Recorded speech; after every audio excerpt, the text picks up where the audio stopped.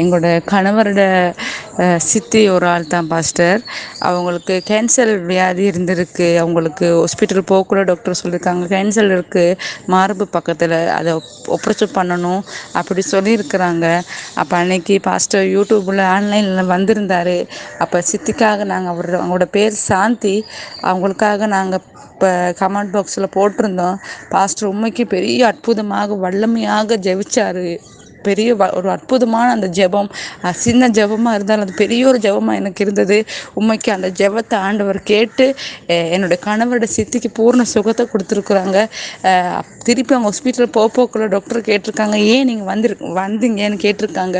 இவங்க சொல்லியிருக்காங்க என்ன மார்பில் புற்றுநோய் கேன்சர் இருக்குன்னு சொல்லியிருக்கிறாங்க. டாக்டர் சொன்னாங்களா, யார் அப்படி சொன்னது உங்களுக்கு? அவ்வளோ தூரத்துக்கு ஒரு பாதிப்பும் இல்லாமல் நீங்கள் பயப்பட தேவையில்லை, நீங்கள் வீட்டுக்கு போகலாம், நீங்கள் 3 மாதம் தொடர்ந்து மருந்து குடிச்சு உங்களுக்கு பூர்ண சுகம் கிடைச்சிரும், நீங்கள் இதை போட்டு குழப்ப வேணும், நீங்கள் வீட்டுக்கு போகணும்னு சொல்லியிருக்கிறாங்க. உண்மைக்கு ஆண்டவருக்கு பெரிய ஒரு காரியம், பெரிய ஒரு மகிமை, நன்றி செலுத்துகிறேன். ஆன்லைன் மூலமாக இந்த ஜெபத்தை கேட்டு விடுதலை கொடுத்துருக்காங்க சித்திக்கு.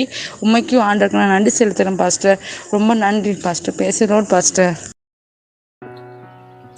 கிறிஸ்துவுக்குள் பிரியமானவர்களே, ஆண்டவராகிய இயேசு கிறிஸ்துவின் நாமத்தில் நான் உங்களை வாழ்த்துகிறேன்.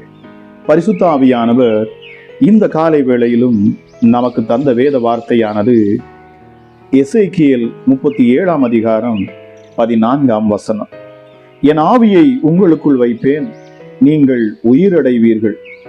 நான் உங்களை உங்கள் தேசத்தில் வைப்பேன், அப்பொழுது நான் கர்த்தர் என்று அறிந்து கொள்ளுவீர்கள். இதை சொன்னேன், இதை செய்வேன் என்று கர்த்தர் உரைக்கிறார். கிறிஸ்துவுக்குள் பிரியமானவர்களே, இந்த வார்த்தையானது இந்த வருஷத்தின் வாக்குத்தத்தமாக தேவன் நமக்கு தந்தது. பிரியமானவர்களே, இந்த வருஷத்தில் தேவன் இந்த வாக்குத்தத்தத்தை அவர் நமக்கு கொடுத்திருக்கிறார். அதைத்தான் இந்த நாளிலிருந்து நாம் தியானிக்க போகிறோம்.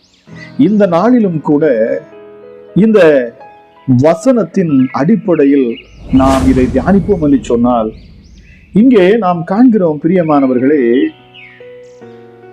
எசேக்கியேலிடத்திலே தேவன் உலர்ந்த எலும்புகளை அவர் காண்பிக்கிறார். அந்த எலும்புகளுக்கு நிறைந்த அந்த பள்ளத்தாக்கிலே அவனை கொண்டு வந்து நிறுத்தி அவைகளின் அருகே அவனை சுற்றி நடக்க பண்ணுகிறார். அங்கே எலும்புகள் மகா திரளாய் கிடந்தது, அவைகள் எல்லாம் உலர்ந்து போயிருந்தது என்று அங்கே எசேக்கியேல் காண்கிறார். அப்பொழுது தேவன் அவனிடத்தில் கேட்கிறார், மனுப்புத்திரனே, இந்த எலும்புகள் உயிரடையுமா என்று கேட்கிறார்.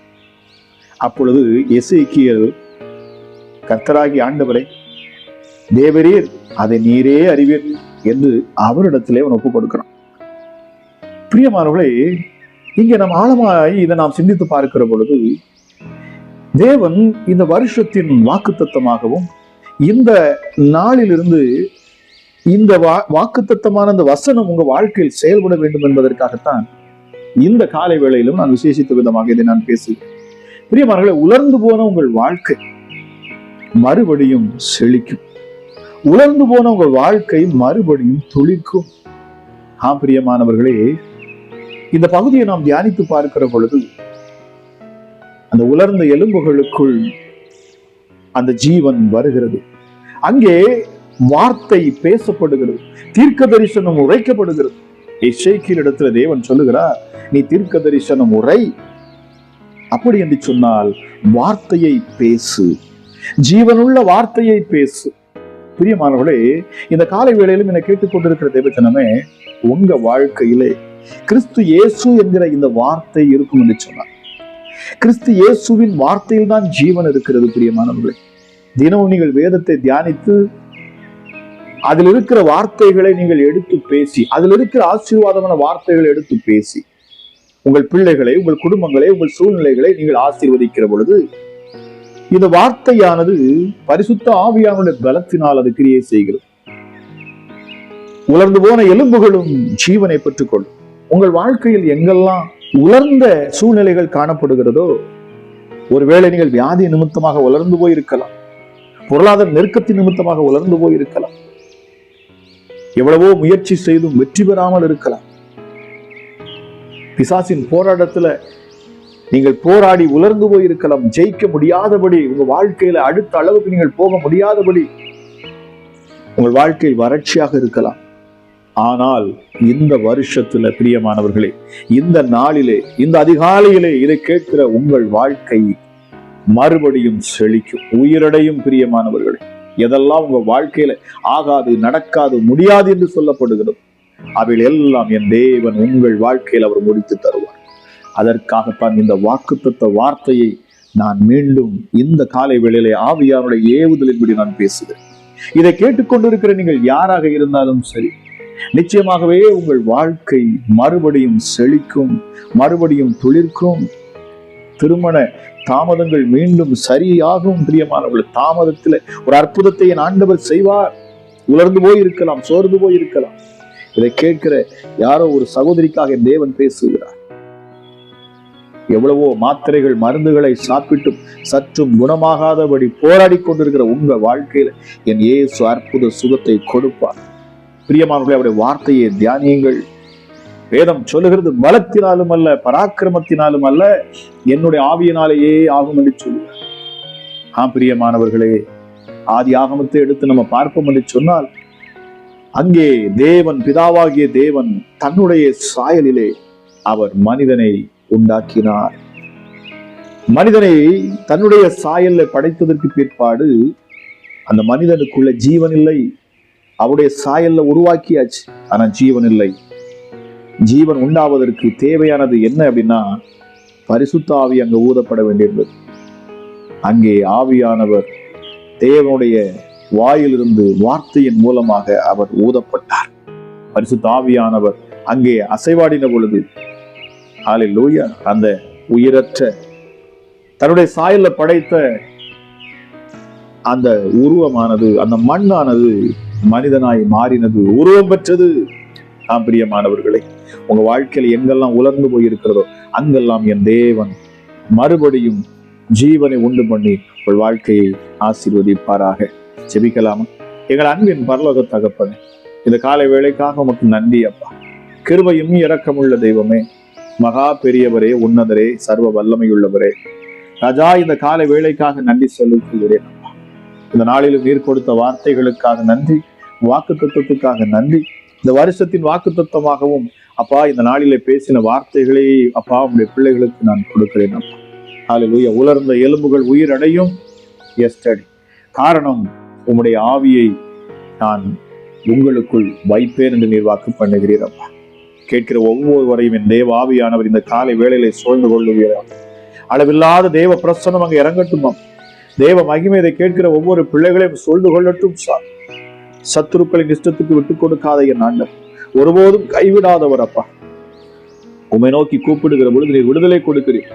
அமராஜா இயேசுவே, சமாதானத்தை உண்டு பண்ணுகிறீர் அப்பா. Thank you Jesus. ராஜா, இந்த காலை வேளை விசேஷித்த வேளையாக மாறட்டும். இயேசுவின் நாமத்துல இப்பொழுதே சூழ்நிலைகள் மாறட்டும். இந்த வார்த்தையை கேட்கிற பொழுதே அதிசயங்கள் நடக்கட்டும் அப்பா, அற்புதங்கள் நடக்கட்டும். இயேசுவின் நாமத்துல சரீரத்துல சுகம் பலன் உண்டாகட்டும். பிசாசின் கிரியைகள் இயேசுவின் நாமத்துல விலகட்டும். எதெல்லாம் உம்முடைய பிள்ளைகளோடு போராடி கொண்டிருக்கிறதோ, எந்தெந்த சத்துடைய கிரியைகள் இயேசுவின் நாமத்துல இப்பொழுதே அப்ப நான் கட்டளிடுகிறேன். எந்தெந்த போராட்டங்கள் இருந்தாலும் சரி, நசரேயனாகிய இயேசு கிறிஸ்துவின் அதிகாரமுள்ள நாமத்துல சகலமும் விலக கடவுள். கல்லான இருதயத்தை எடுத்து போட்டு என் தேவனீர் சதையான இருதயத்தை நீர் பொருத்தணும் அப்பா. ஹல்லேலூயா. கல்லான இருதயம் கொண்ட மனிதர்களை நீர் மாற்றணும். ஒருவேளை அப்பா இதை கேட்டுக்கொண்டு இருக்கிற உங்களுடைய மனைவியாக இருக்கலாம், கணவனாக இருக்கலாம், பிள்ளைகளாக இருக்கலாம், உங்கள் பெற்றோராக இருக்கலாம், யாராக இருந்தாலும் சரி, அந்த கல்லான இருதயத்தை என் ஆண்டவர் எடுத்து போடுவாரா. அதற்கு தேவையானது என் தேவ ஆவியானுடைய வல்லமை. ஹல்லேலூயா. எசேக்கியேல் 36, 26, 27 சொல்லப்பட்டிருக்கிறது. உங்களுக்கு நவமான இருதயத்தை கொடுத்து உங்கள் உள்ளத்திலே புதிதான ஆவியை கட்டளையிட்டு கல்லான இருதயத்தை உங்கள் மாம்சத்திலிருந்து எடுத்து போட்டு சதையான இருதயத்தை உங்களுக்கு கொடுப்பேன் என்று சொன்னார். உங்கள் உள்ளத்திலே என் ஆவியை வைத்து உங்களை என் கட்டளைகளில் நடக்கவும் என் நியாயங்களை கைக்கொள்ளவும் அவைகளின் விடையை செய்யவும் பண்ணுவேன் என்று சொன்னார். இதை கேட்கிற ஒவ்வொருடைய வாழ்க்கையும் இனி மாறட்டும் அப்பா. உலர்ந்து போன வாழ்க்கை மறுபடியும் செழிக்கட்டும், துளிர்க்கட்டும். ஹல்லேலூயா.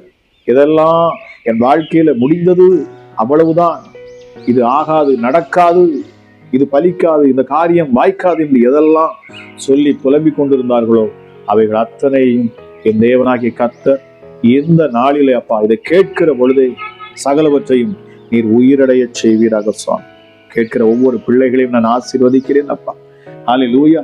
வேதம் சொல்லுகிறதே, சத்துருக்களின் இஷ்டத்துக்கு ஒருபோதும் விட்டுக் கொடுக்காத ஆண்டவர் உன்னதமான என் தெய்வமே, உம்முடைய கரங்களிலேயே நான் ஒப்புக் கொடுக்கிறேன் அப்பா. இதை கேட்கிற யாராக இருந்தாலும் சரி, சர்வ வல்லமை உள்ளவருடைய கரம் இப்பொழுதே இறங்கட்டும். தேவ சமாதானம் ஒவ்வொரு இருதயத்தை ஆளுகை செய்யும். இந்த காலை வேளை விசேஷித்த வேளையாக மாறட்டும் அப்பா. கிருபையுள்ள தெய்வமே, உமக்கு நன்றி செலுத்துகிறேன். மகத்துவமான பெரிய காரியங்களை நீர் செய்யணும் அப்பா. இதை கேட்கிற பொழுதே தேவ வல்லமை ஒவ்வொரு பிள்ளைகளையும் ஆளுகை செய்யட்டும் அப்பா.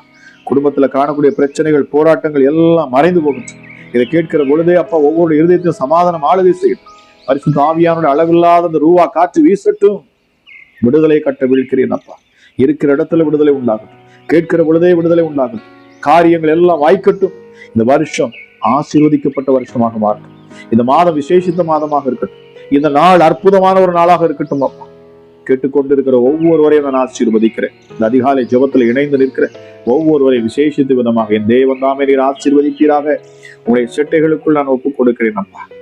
அற்புதங்களையும் அதிசயங்களையும் காண பண்ணுகிறார். பெரிய காரியங்களை செய்யும். ஆசீர்வதியும் பலப்படுத்தும். இயேசுவின் நாமத்தில் ஜெபிக்கிறேன். ஜெபம் கேளும் எங்கள் ஜீவனுள்ள நல்ல பிதாவே. ஆமென், ஆமென். பிரியமானவர்களே, இந்த வீடியோ உங்களுக்கு மிகுந்த பலனுள்ளதாக இருந்திருக்கும் என்று சொல்லி நான் கர்த்தருக்குள் விசுவாசிக்கிறேன். அது மாத்திரமல்ல, இன்றைக்கி அநேகர் வீடியோ பார்க்குறீங்க, ஆனால் சப்ஸ்கிரைப் பண்ண மறந்து போயிடுறீங்க. பிரியமானவர்களே, சப்ஸ்கிரைப் பண்ணி நீங்கள் பெல் பட்டனை கிளிக் பண்ணுவீங்க அப்படின்னு சொன்னால் அடுத்து நாங்கள் போடக்கூடிய ஒவ்வொரு வீடியோவும் உங்களுக்கு வந்து சேரும். பிரியமானவர்களே, ஆக அது நிச்சயமாக உங்களுக்கு பிரயோஜனமாக இருக்கும். ஏனென்றால் அநேகர் என்னிடத்தில் நாங்கள் வீடியோங்கும்போது ரெகுலராக வர்றதில்லைன்னு சொல்கிறாங்க. அதுக்கு காரணம் என்ன அப்படின்னு சொல்லி பார்த்தோம்னா, யூடியூப் சொல்லுது உங்களுடைய சேனலை அவர்கள் சப்ஸ்கிரைப் பண்ணலை அப்படின்னு சொல்லுது. ஆக பிரியமானவர்களே, சப்ஸ்கிரைப் பண்ணுங்கள், பெல் பட்டனை கிளிக் பண்ணுங்கள்.